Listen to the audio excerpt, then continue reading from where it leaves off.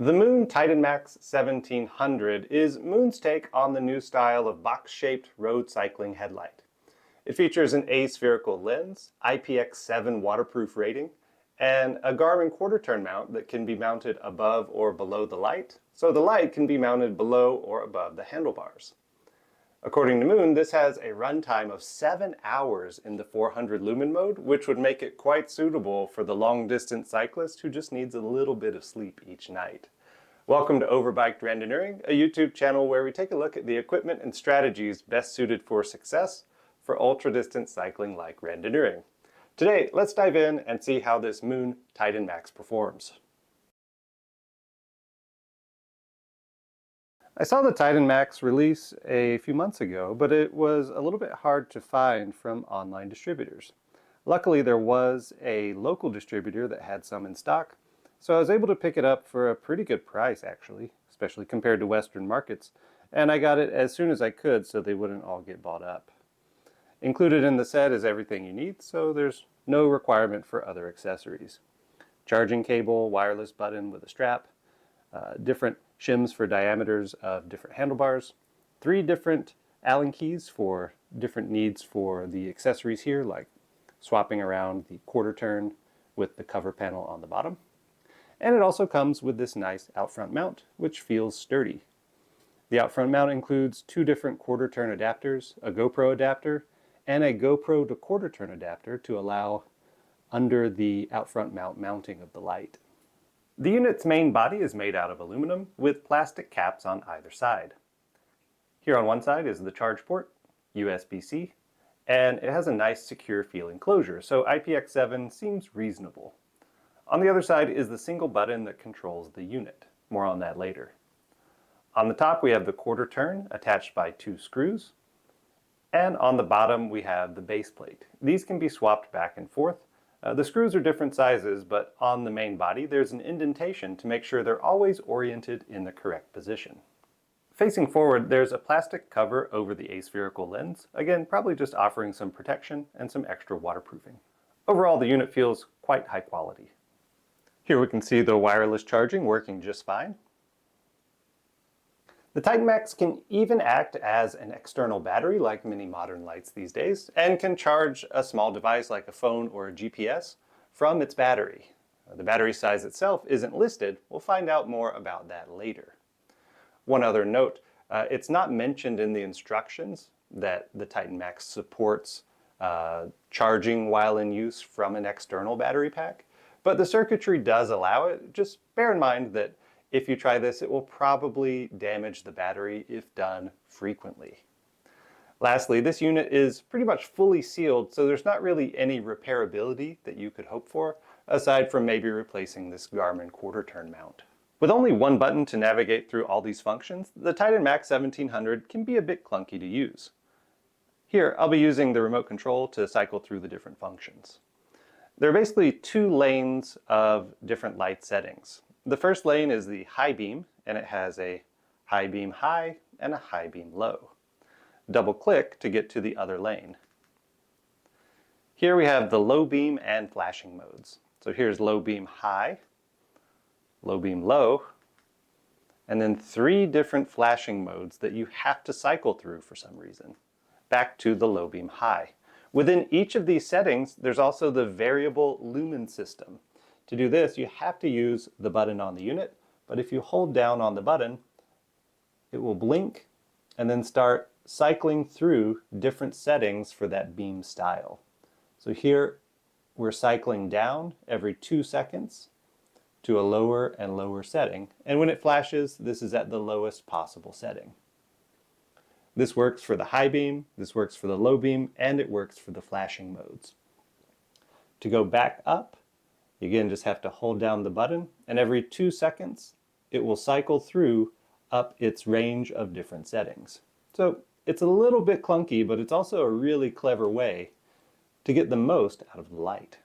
I was quick to notice that the GoPro to quarter turn adapter provided by Moon fits really loosely, and so the light rattles around. This causes a dizzying effect when the light's just shaking all the time, and this can be fixed with a piece of electrical tape over the top of the quarter turn adapter. This doesn't happen with any of my other quarter turn adapters though, so it's just a problem with the one included here. The low beam's wall projection shows a few interesting qualities.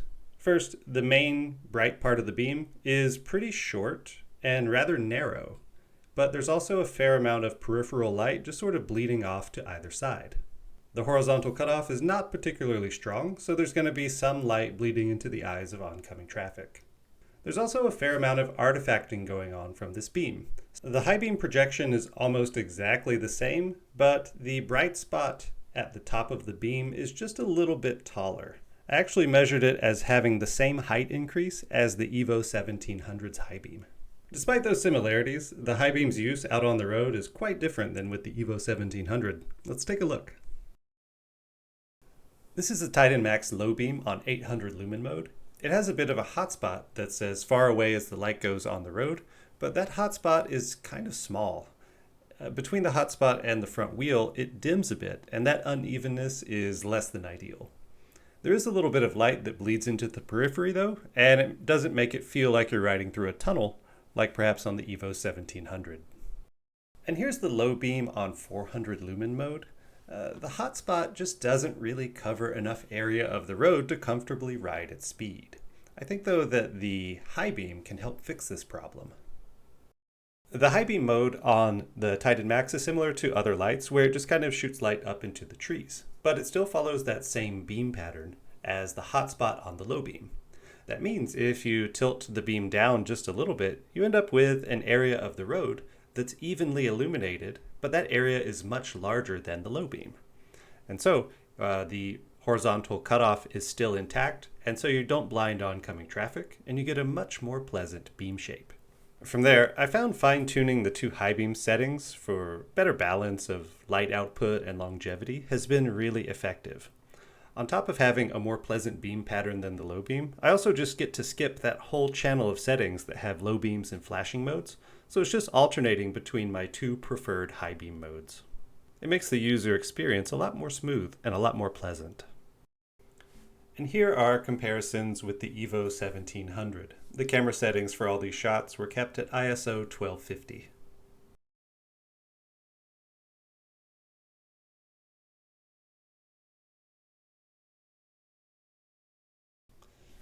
In an ideal world, our bike headlights will perform consistently across their discharge cycles, but that's not really what we see here. And depending on how you look at it, the Titan Max may be the worst offender of degradation over time. It has a sharp drop-off in the first 30 minutes or so, and then gradually continues to bleed power until it goes into low power mode sometime between hour 5 and 5.5 hours runtime. This degradation results in a poor user experience, and it also shows that their marketing claims were nowhere close. It was supposed to last for 7 hours in this mode, but there was only about 5 hours of usable light. Considering their claimed runtimes and claimed lumen output, this degradation actually could have been predicted if they had published battery size information in their marketing materials, but they didn't. And what I found when using my USB voltage checker was that the capacity of the moon is about 80% of the EVO 1700.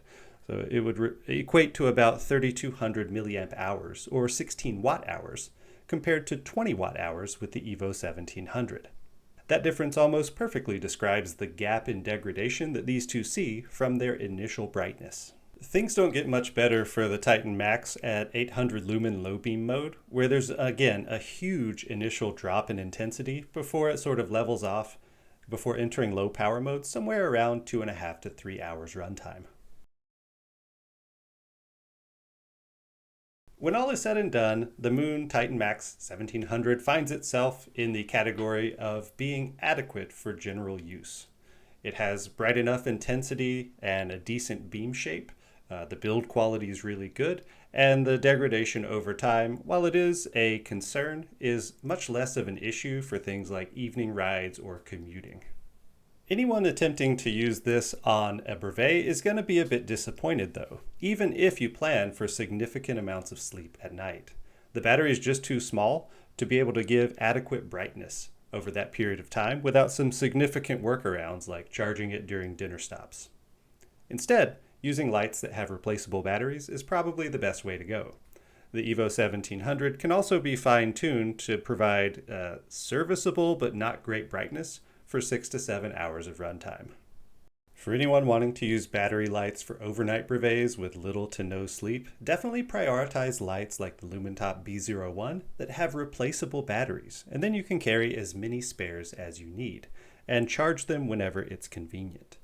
Otherwise, the European lights with external battery packs look like a very strong choice if you have lots of money to spare.